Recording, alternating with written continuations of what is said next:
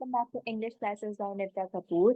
And if you haven't subscribed yet, what are you waiting for? Do subscribe to my channel, and there are so many helpful videos for all of you all. If any one of you wants to learn English, do subscribe to my channel. It's going to be your one-stop solution to learn English.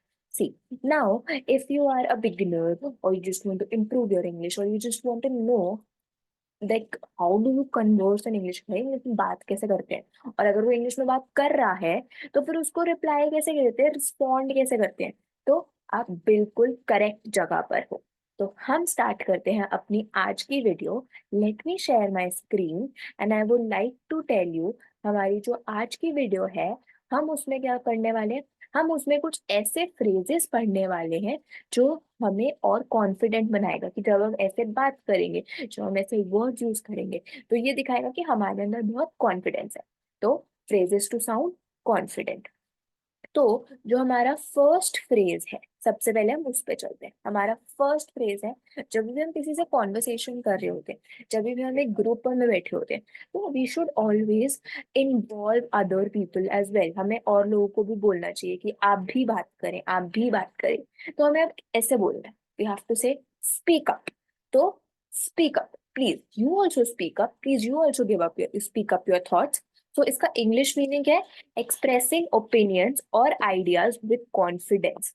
तो confidence से बोलना है, ठीक है। Hindi meaning क्या है? विश्वास के साथ राय या विचार व्यक्त करना। फिर अगर हमें इसको किसी हिंदी के सेंटेंस में यूज करना है तो हम कैसे बोल सकते हैं? यह आवश्यक है कि बैठकों में बोले ताकि आपके विचार सुने जा सके। ये मीटिंग में बोले ताकि मीटिंग में स्पीक अप करे ताकि आपके जो थॉट्स हैं, जो आपकी आइडियोलॉजी है वो सबको सुनाई दे, वो सबको पता चले कि आप कितने अच्छे सोच से हैं। तो it's essential to speak up in meetings to ensure your ideas are heard. तो बोलोगे नहीं, स्पीक अप नहीं करोगे तो कब तक किसी को कैसे पता चलेगा कि क्या सोच रहे हो। नेक्स्ट, जो हमारा नेक्स्ट फ्रेज है वो है स्टैंड आउट। अब स्टैंड आउट का क्या मतलब है? अब 10 लोग खड़े हैं, कुछ ऐसा कर दो कि उन 10 में से सिर्फ आप दिखो, आप स्टैंड आउट कर जाओ। तो इंग्लिश मीनिंग क्या है? अट्रैक्टिंग अटेंशन और being noticeably different in a positive way. Positive way, negatively नहीं कि न्यूसेंस मचा रहे हो, बदतमीजी करो, ऐसे नहीं। पॉजिटिव वे में अपने ऑरा से, अपने ड्रेसिंग सेंस से, अपने वे ऑफ स्पीकिंग से, अपने कॉन्फिडेंस से, इन चीजों से स्टैंड आउट करना, नेगेटिवली नहीं करना। हिंदी मीनिंग क्या होगा इसका? ध्यान आकर्षित करना या सकारात्मक तरीके से विभिन्न होना, सबसे डिफरेंट होना, सबसे स्टैंड आउट करना। और अब अगर मेरे को इसमें हिंदी में सेंटेंस बनाने तो मैं हिंदी में कैसे यूज कर सकती हूँ? उसका आत्मविश्वास उसे भीड़ में अलग बनाता है। कि जो उसका कॉन्फिडेंस है, उसका अपना जो आत्मविश्वास है वो और लोगों के पास नहीं होता। भीड़ में क्योंकि उसके पास सेल्फ कॉन्फिडेंस है, सिर्फ वो दिखती है, वो स्टैंड आउट करती है। क्यों? क्योंकि उसके पास सेल्फ कॉन्फिडेंस है जो बहुत सारी भीड़ के पास नहीं है। और जो आज हम सीख रहे हैं, तो अभी तक सब्सक्राइब नहीं करा तो फटाफट से सब्सक्राइब करना। इंग्लिश में सेंटेंस बनाना है तो her confidence makes her stand out in a crowd. तो उसका कॉन्फिडेंस क्या करता है? उसको स्टैंड आउट कराता है पूरे क्राउड में। नेक्स्ट, अब हमारा जो नेक्स्ट है वो है स्पीक आउट। स्पीक आउट का क्या मतलब हुआ? एक स्पीक आउट क्या है? फिर से फ्रेज है। तो इसका फ्रेज क्या? जैसे कि स्पीक अप का था ना, वैसे ही स्पीक आउट का भी होता है, just a different word. Expressing one's opinions openly and assertively. अपने ओपिनियंस दे रहे हो, अपने थॉट्स दे रहे हो और असर्टिवली दे रहे हो कि मैं जो बोल रहा हूँ मुझे पता है मैं क्या बोल रहा हूँ और मैं सही बोल रहा हूँ। जब इस कॉन्फिडेंस से हम बात करते हैं तो लोग सुनते हैं।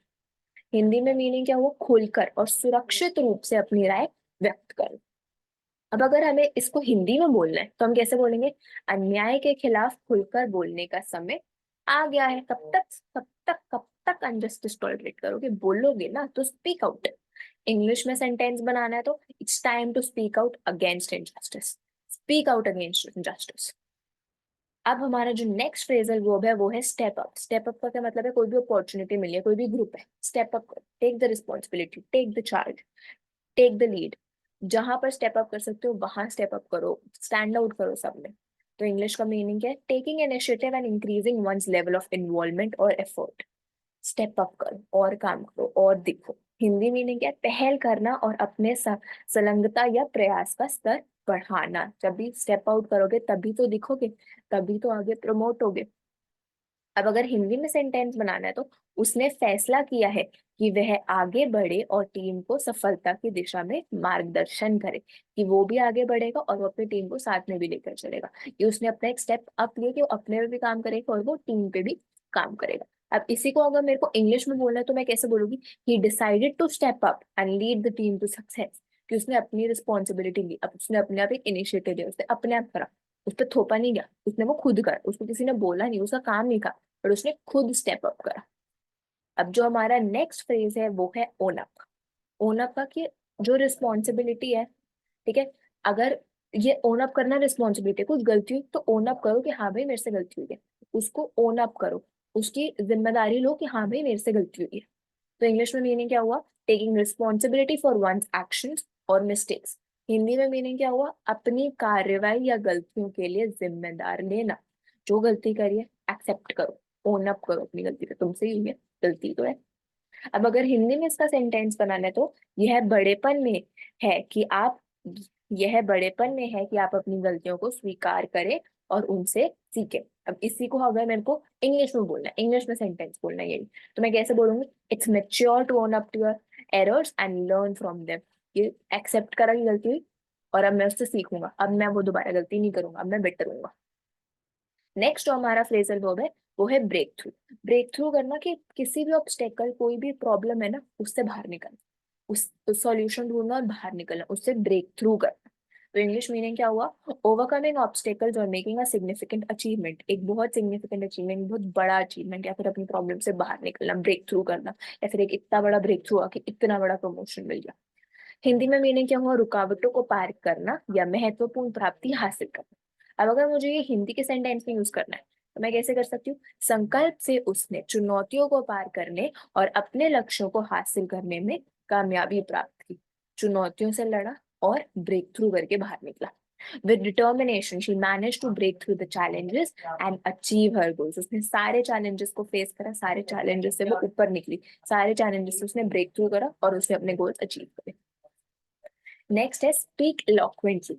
अब स्पीक इलोक्वेंटली का क्या मतलब है, फ्लुएंटली बोलो और परसुएसिव मैनर में बोलो, कि जो आप बोल रहे हो ना, इतना कॉन्फिडेंस रखो कि लोग उससे परसुएड हो जाए, लोग आपकी बात सुने, लोग आपकी बात माने। क्यों, मैं भी गलत बोल रहा हूँ, मैं भी अपने फायदे की बात कर रहा हूँ, बट इतनी कॉन्फिडेंटली बोल रहे हो ना कि लोगों को ट्रस्ट हो रहा है। इसका मतलब होता है स्पीकिंग इलोक्वेंटली, फ्लुएंटली और परसुएसिवली मैनर में जब हम बात करते हैं।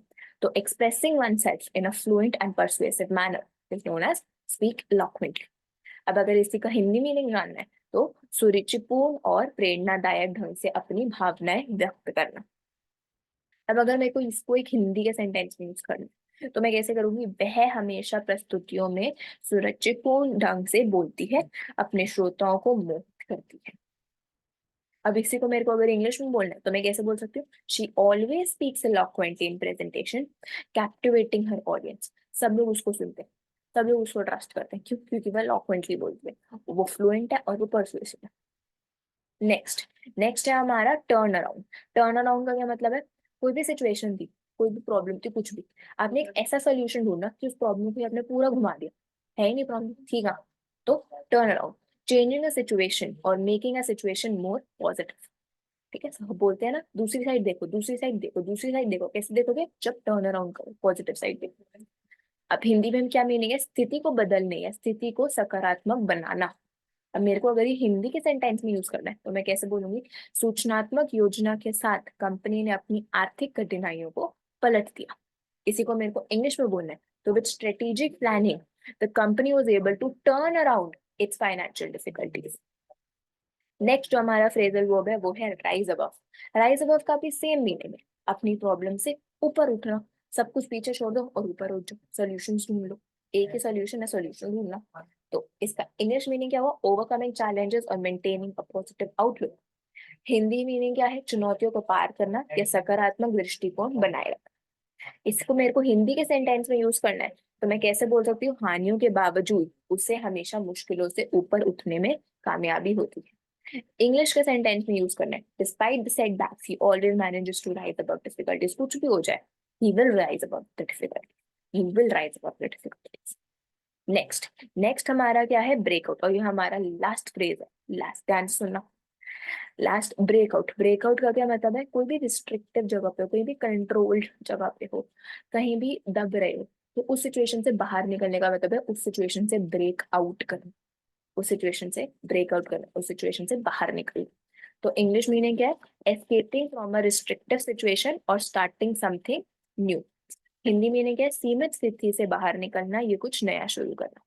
हिंदी में सेंटेंस बनाना है तो कैसे बनाओगे, कई सालों की कड़ी मेहनत के बाद उसे अंत में अपने रूटीन से बाहर निकलने और अपने शौक का पीछे करने का मौका मिला। इंग्लिश में सेम सेंटेंस बनाना है, तो after years of hard work she was finally able to break out of her routine and pursue her passion. Thank you very much for watching this video. Do subscribe to my channel if you like this video. Please, अगर video अच्छी लगी हो तो इसको like करना, कोई अच्छा सा कमेंट छोड़ने का मन करे तो वो भी कर देना, और कुछ नया सीखना चाहते हो या कुछ अलग सीखना चाहते हो तो डेफिनेटली डेफिनेटली कमेंट करना, मैं पक्का उस पर वीडियो बनाऊंगी। अब हम मिलेंगे अपनी नेक्स्ट वीडियो में, तब तक के लिए बाय।